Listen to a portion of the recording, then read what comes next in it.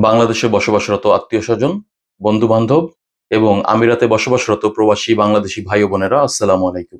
পবিত্র ও আনন্দময় ঈদ উল ফিতরে আমি বাংলাদেশ প্রেস ক্লাব ইউএর পক্ষ থেকে আপনাদেরকে জানাই আন্তরিক শুভেচ্ছা ও ঈদ মোবারক।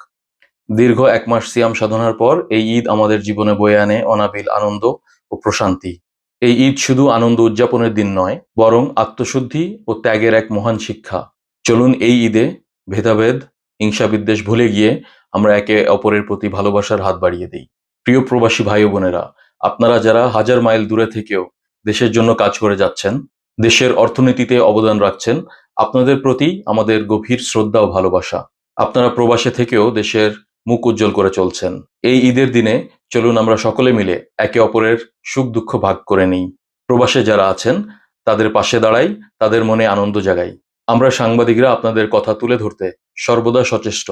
আপনাদের সুখ-দুঃখ, আনন্দ-বেদনা আমাদের কাছে সমান গুরুত্বপূর্ণ। এই ঈদের দিনে আমাদের সবার জীবনে যেন শান্তি ও সমৃদ্ধি বয়ে আনে। আসুন আমরা সবাই মিলে একটি সুন্দর ও সমৃদ্ধ বাংলাদেশ গড়ি। সবাইকে আবারও ঈদ মোবারক।